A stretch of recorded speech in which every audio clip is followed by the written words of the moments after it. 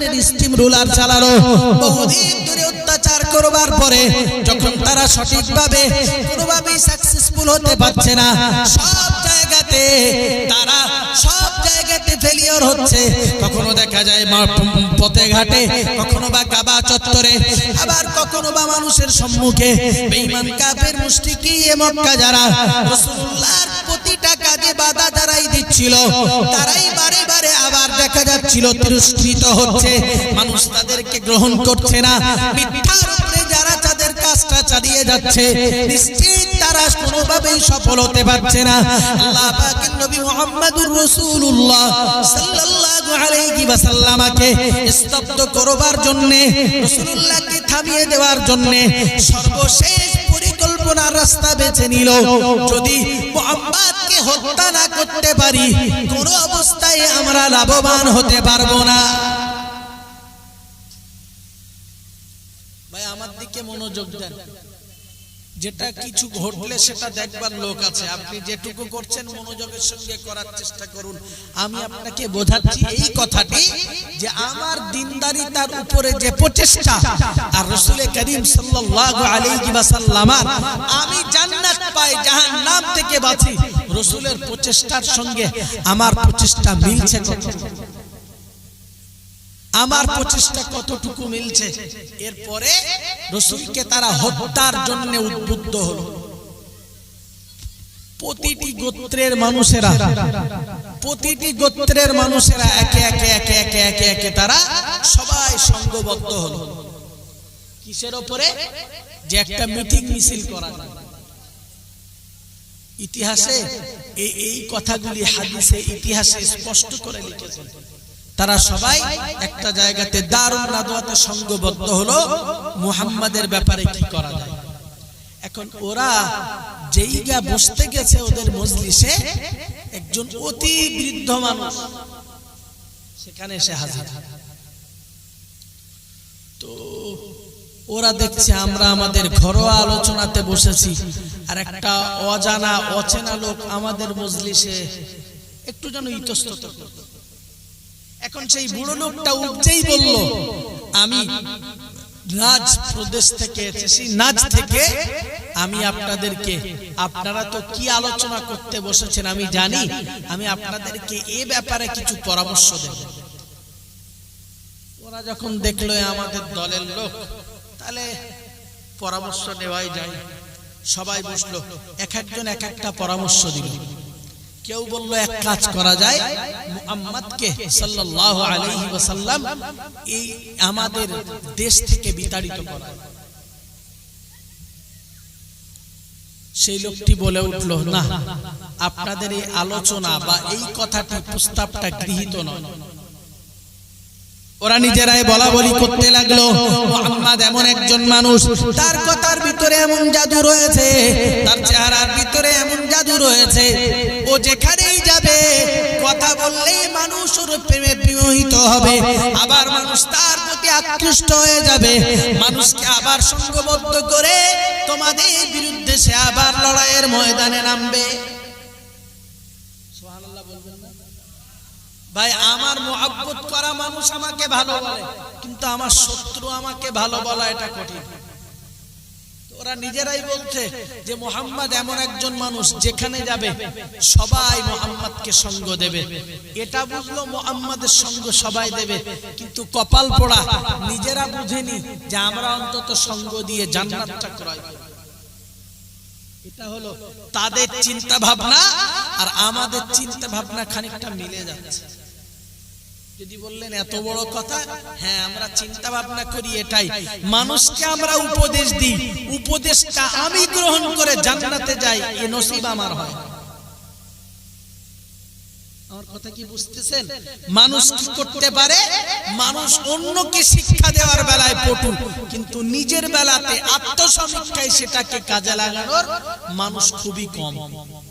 কম না, নেই বললেই চলে। আবার একজন প্রস্তাব দিল, এক কাজ করা যায়, তাকে আমরা জেলবন্দি করি। ওরা আবার বলল, যদি তাকে জেল বন্দি করা হয়, তার এমন কিছু ভক্তিভাজন মানুষ রয়েছে যারা আবার অন্য জায়গাতে যে মানুষকে মুহাম্মাদের ব্যাপারে আবার সংঘবদ্ধ করবে। দেখা যাবে এই বন্দিত্বের কারণে মানুষরা তোমাদের প্রতি ক্ষুব্ধ হয়ে যাবে। এ কথাও তোমাদের জন্য ঠিক নয়। তৃতীয় নম্বরে এবারে মাতব্বরটা বলে উঠলো, কেডা বলেন? আবু জাহাল বলে উঠলো, তাহলে এক কাজ করা যায়, আমরা ওকে জাহানে মেরে হত্যা করে দেই।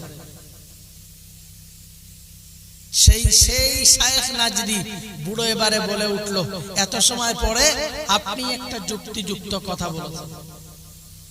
লোকটা কেডা জানেন? লোকটা হলো ইবলিস। কেডা? ইবলিস শয়তান। ও গুড় কাটি লাগাতে বসে আছে। ওই যে বৃদ্ধ সেজে আসলো, বৃদ্ধ মানে সৌদিতে দাড়ি পাকা মানুষের বিরাট দাম। দাড়ি পাকা যারা সৌদিতে তাদের মর্যাদা বিরাট। আপনি একটা দাড়ি পাকা লোক যাবেন, দাড়ি কাঁচা লোককে যতটা পুলিশ গুরুত্ব না দেবে, আপনাকে যথেষ্ট রেসপেক্ট করবে। এটা ওদের একটা স্বভাব চরিত্র, ওদের একটা গুণ এটা। তো ঠিক ওই প্রস্তাবটা দিল, এক কাজ করো, প্রতিটি গোত্রের মানুষ অমুক দিনে সংঘবদ্ধ হয়ে মুহাম্মদকে ঘেরাও করে হত্যা করো।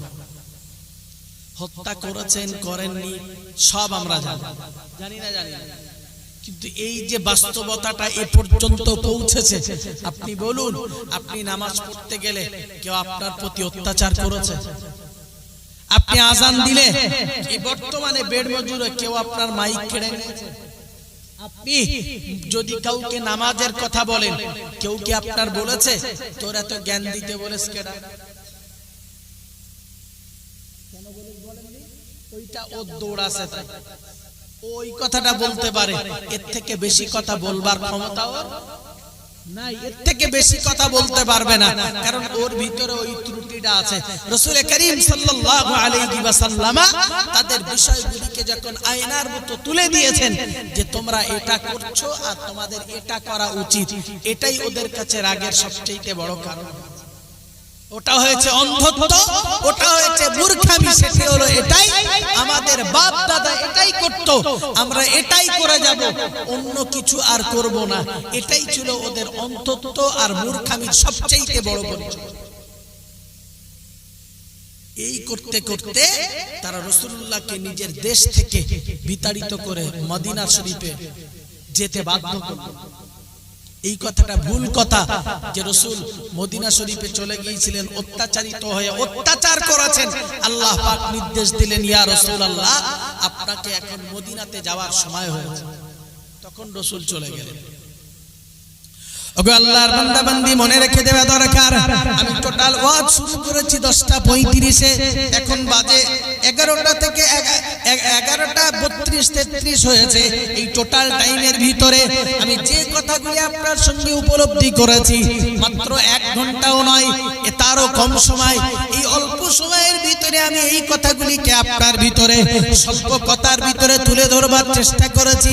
ওগো আল্লাহর বান্দা বান্দি, মনে রেখে দেওয়া দরকার, কিন্তু এই টোটাল বিষয়টি রাসূলুল্লাহর জিন্দেগিতে ঘটেছে 40 বছর থেকে নিয়ে 53 বছর পর্যন্ত, 13টি বছর ধরে দয়ার নবী মুহাম্মদুর রাসূলুল্লাহ সাল্লাল্লাহু আলাইহি ওয়াসাল্লাম তাদের প্রতি তাদের থেকে অত্যাচারিত হয়েছেন, খানা পিনা বিনে কষ্ট পেয়েছেন, রাত নাই দিনের দিন নাই, খানা পিনা আরাম বিশ্রাম বাদ দিয়ে সর্ব অবস্থায় তাদেরকে জান্নাত পাইয়ে দেওয়ার জন্য প্রিয় নবী মুহাম্মদুর রাসূলুল্লাহ সাল্লাল্লাহু আলাইহি ওয়াসাল্লাম তাদেরকে দ্বীনের পথে শুধু ডাক দিয়েছেন। কখনো দেখতে চেয়েছেন মুজিজা, আবার কখনো বলেছেন, ওগো মুহাম্মদ, তুমি যদি এমন কোন বিষয়কে দেখাইতে পারো, নিশ্চিত আমি তোমাকে নবী বলে মেনে নেব। হঠাৎ রাসূল করিম সাল্লাল্লাহু আলাইহি ওয়াসাল্লাম রাস্তা দিয়ে হেঁটে যাচ্ছেন, আর